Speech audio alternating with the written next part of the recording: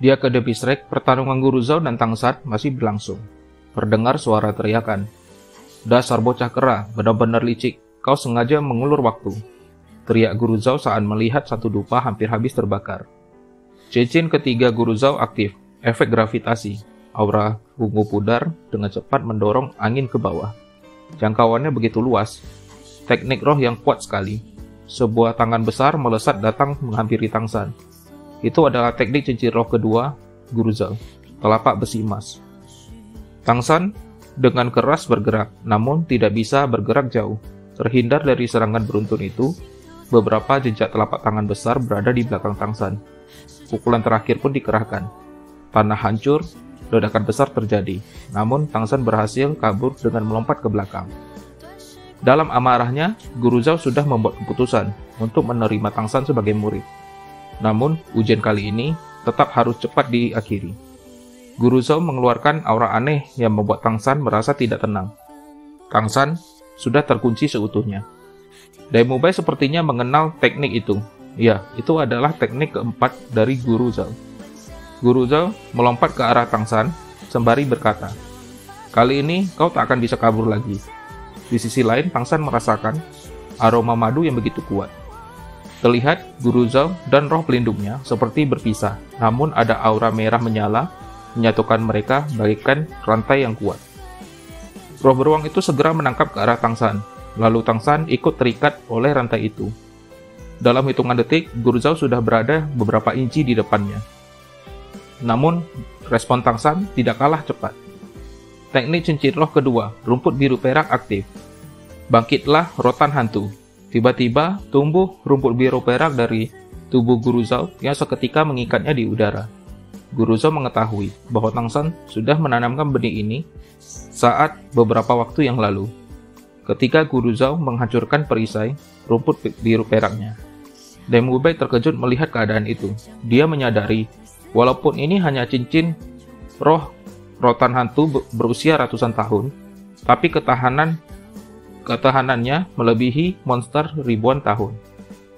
Tang San tidak menghentikan serangannya. Beberapa jarum melesat cepat ke arah Guru Zhao, namun masih dapat ditahan oleh Guru Zhao. Sebuah ledakan besar terjadi. Guru Zhao pun berhasil melepaskan ikatan itu. Tidak mau menunggu Guru Zhao kembali menyerang. Kali ini Tang San melemparkan bubuk ungu. Seketika menjadi kabut ungu yang sangat beracun. Saat penglihatan Guru Zhao terganggu akibat kabut itu, Tang San segera melemparkan beberapa jarum lagi. Jarum itu berhasil menusuk tubuh Guru Zhao. Ketika dia ingin melepaskannya, Tang San melihat ini adalah kesempatan yang baik. Sedikit kekuatan roh diberikan. Terlihat jarum kumis naga sudah siap untuk dipakai. Ketika jarum besi terlepas dari tubuh Guru Zhao, dengan celah itu, jarum kumis naga masuk menggantikannya. Dalam hitungan detik, jarum kumis naga segera kembali dalam bentuk butiran, melilit daging dari dalam. Guru Zhao merasakan seluruh dagingnya seperti terkoyak dari dalam. Teknik cincin roh kelima Guru Zhao diaktifkan. Mingrong terkejut melihat cincin roh berwarna hitam itu puluh ribuan tahun. Segera terbentuk aura hitam yang semakin besar. Teknik roh kelima, tekanan gravitasi. Seluruh barang di sekitar terhisap ke dalam aura hitam itu. Bahkan kaca-kaca bergetar hebat, pecah lalu mengarah ke dalamnya. Oscar melihat dari langit. Kekuatan Guru Zhao begitu luar biasa. Tang San pun tidak dapat bertahan lagi. Tubuhnya tertarik ke dalam. Segera dia berbalik. Senjata rahasia pada punggungnya menembakkan suatu ke arah Guru Zhao. Guru Zhao menerima serangan itu dan dapat bertahan menggunakan gigitannya. Kekagumannya melihat Tang San dapat memanfaatkan kekuatan lawan untuk menyerang balik. Serangan kembali datang dari Tang San. Kini sepatunya mengeluarkan pisau yang begitu tajam, namun masih dapat ditahan. Mingrong dan Dai Mubai tidak menyangka Tang San dalam keadaan terdesak dapat membalikkan keadaan. Kecepatan reaksi Tang San sungguh luar biasa. Tanpa disadari, senjata yang Guru Zhao gigit mengeluarkan racun dari dalam mulutnya. Guru Zhao sangat marah, menangkap kaki Tang San, lalu berputar beberapa kali melempar Tang San. Tang San dengan mudah mendarat kembali ke tanah. Guru Zhao dengan kesal berkata, "Keterlaluan, apa kau jelmaan dari landak?" Karena hampir semua serangan Tang San berbentuk jarum. Tang San segera menarik tangan kirinya ke belakang. Palu Hotien dikeluarkan. Seketika langit berubah hitam, petir intens menyambar. Melihat palu itu, Guru Zhou menganggap enteng padanya. Berbisik suara yang didengarkan oleh Tang San. Cukup berikan sedikit pelajaran saja. Guru Zhou menahan palu itu dengan tangan kirinya. Tangan kanannya mengepal mengarah ke arah Tang San. Petir menyambar ke tanah. Terlihat muka Guru Zhou hampir kehilangan bentuknya, terkena pukulan palu itu. Tang San dan Guru Zhou sama-sama terlempar ke belakang. Guru Zhou sedikit tidak bisa merasakan dirinya. Tang San melayang ke udara. Di bawahnya sudah menunggu jarum-jarum yang akan menusuk Tang San. Menyadari itu, Dai Mubai segera berlari dan menyelamatkan Tang San. Guru Zhou pun berdiri dan dengan dua orang di hadapannya. Dai Mubai dan Tang San tidak percaya dengan apa yang mereka lihat. Guru Zhou babak belur. Bahkan mukanya hampir tidak dapat dikenali. Dai Mubai segera memanggil Oscar dengan cepat datang, karena kali ini ada pekerjaan untuknya. Oscar pun jatuh dari pohon di dekat sana, berdiri dan segera berlari ke arah Dai Mubai. Dai Mubai memintanya membuatkan beberapa sosis, sebab semua dalam keadaan terluka saat ini. Oscar melihat Zhu Jing, lalu dia menatap lagi ke arah Ningrongdong. Aura bagaikan bidadari terpancar dari Ningrongdong. Oscar tidak mampu menahan detak jantungnya yang semakin cepat. Dai Mubai segera menyadarkan Oscar. Oscar berkata, "Baik, tidak masalah." Tangannya mengeluarkan cahaya merah. Sosis pemulih super dihasilkan. Dai Mubai meminta Tang San untuk memakan sosis itu, karena dapat memulihkan tubuh Tang San yang saat ini. Melihat sosis itu, dan teringat dengan julukan Oscar, tangan Tang San bergetar untuk menggapai sosis itu. Zhu Zuji dan Ningrongdong melihat ke arah Tang San. Tang San mengurungkan niatnya. "Lukaku tidak parah, hanya kekuatan rohku sedikit berkuras. Aku cukup beristirahat saja, berikan sosis itu kepada yang lain." Guru Zhou dari jauh memanggil Oscar. "Berikan aku sosis masing-masing satu, dan juga sosis daging." Oscar sungguh tidak bisa mengenali Guru Zhou lagi. "Siapa kau? Mengapa kau ada di sini? Lalu, dari mana kau tahu namaku?"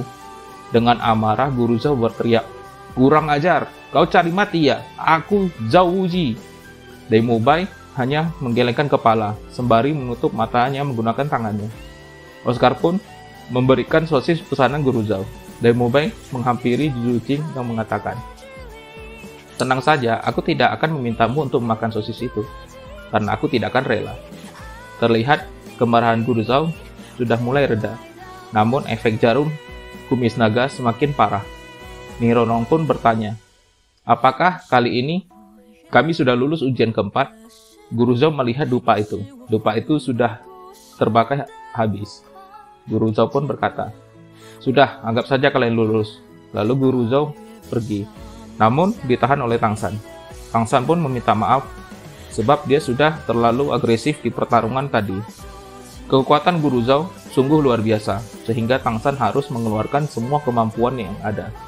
Tang San juga ingin membantu Guru Zhou mengeluarkan jarum kumis naga dari tubuhnya, karena jika dibiarkan akan berefek fatal ke depannya. Teknik tangan Xuan Yu diaktifkan. Segera Tang San menekan beberapa titik. Jarum tipis dan tajam terlihat keluar dari tubuh Guru Zhou. Guru Zhou menggerang kesakitan saat jarum-jarum itu dikeluarkan. Oscar juga memberikan beberapa sosis lagi kepada Guru Zhou.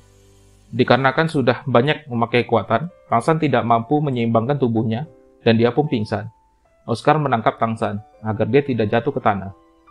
Guru Zhou meminta Dai Mubai untuk membereskan masalah di sini, terkhusus untuk tempat tinggal untuk murid-murid baru, karena besok sekolah akan dimulai. Juga jangan membiarkan satu orang pun datang menyentuh senjata rahasia yang milik Tang San, sebab sebagian beracun. Beritahu juga Tang San untuk membereskan semua ini setelah dia sadar. Lalu Guru Zhou pergi. Oscar bertanya, Bos Dai, kenapa Guru Zhou kelihatan dendam dengan murid baru ini?" Dai Mubai meminta Oscar untuk mengeraskan suaranya, agar Guru Zhou dapat mendengarnya. Saat ini, Guru Zhou benar-benar dalam amarahnya. Dia pasti mencari orang untuk melampiaskan kemarahannya. Pembicaraan ini dilanjutkan setelah semua sudah beristirahat. Dai Mubai segera memegang pinggang ramping Zhu Jing dan menggendongnya. Oscar bertanya, "Apa-apaan ini? Mengapa kalian menggendong gadis cantik, sedangkan aku mendapatkan seorang pria?" Dai Mubai berkata, "Karena kau adalah paman sosis besar." Lalu mereka pun berjalan menuju asrama Akademi Shrek. Malam pun tiba. Terlihat Guru Zhao masih mengingat pertarungan tadi. Dia masih merasa sangat kesal. Namun dia sadar, Tang San adalah murid yang berpotensi tinggi. Kali ini dia akan benar-benar mengajarnya dengan baik. Jika giok tidak diasah, takkan ada gunanya. Tiba-tiba suara berat dan lantang memanggil namanya. Zhao Wuji. Guru Zhao pun tersentak kaget. Bertanya, siapa itu? Perasaannya tidak tenang. Seketika jendela di belakangnya terbuka. Suara itu memintanya untuk keluar. Guru Zhao melihat ke arah hutan. Dengan cepat dia melompat keluar dari ruangannya. Berlari begitu cepat menerobos gelapnya hutan. Ketika berada di tengah hutan, Guru Zhao mengeluarkan roh pelindungnya untuk berjaga-jaga. Sembari berkata dengan keras, "Keluarlah, aku tahu kau ada di sini." Terlihat sosok manusia berada di belakangnya. Guru Zhao berbalik dan bertanya, "Siapa kau?" Sosok manusia itu berkata, "Bertemu dengan Acala di tempat sekecil ini. Aku sudah lama tidak menggerakkan sendi-sendiku. Maka ingin berlatih denganmu." Sosok pria itu turun dan berjalan pelan. Langkahnya begitu berat. Satu persatu cincin roh dirilis. Kuning-kuning. 2 cincin pertama. Guru Zhao terlihat masih tersenyum. Ungu-ungu. Cincin berikutnya. Saat ini Guru Zhao sudah mulai merasa tidak tenang. Lalu, hitam, hitam, hitam, dan terakhir cincin berwarna merah, cincin roh ratusan ribu tahun. Mata Guru Zhao tidak bisa berkedip, terlihat begitu tertekan. 9 cincin roh dirilis begitu rapi, membuat suasana hutan semakin dingin di malam hari. Akhirnya Guru Zhao mengucapkan, "Title dulu." Pria itu juga mengeluarkan palu yang mirip dengan palu yang Tang San miliki. Ya, itu adalah palu Hotien.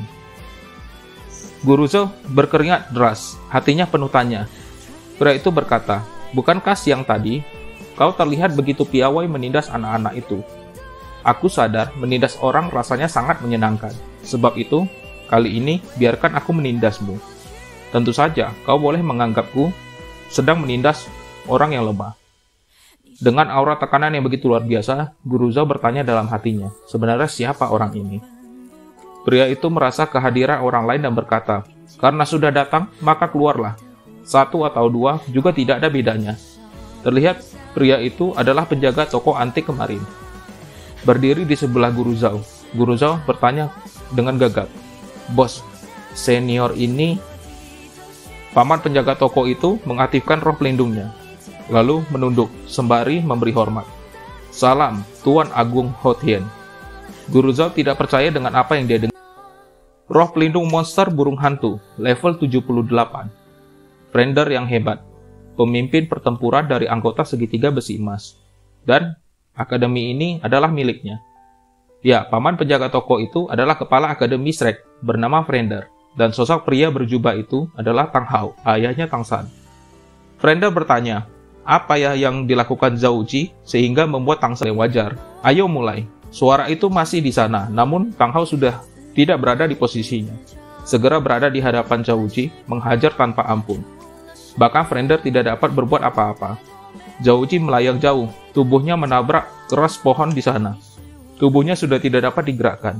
Namun Tang Hao tak memberinya waktu untuk bernafas. Melihat Tang Hao dan Zhao Wuji sudah tidak ada di sana, Friender mengaktifkan roh pelindungnya untuk mencari keberadaan mereka. Hanya cahaya bulan menjadi penerang satu-satunya malam itu. Setelah mendapatkan posisi mereka, Friender pun mendarat. Zhao Wuji masih terus dihajar oleh Tang Hao. Friender memakai sayap bening roh pelindungnya untuk menutup matanya. Malam itu akan menjadi memori terburuk bagi Zhao Wuji.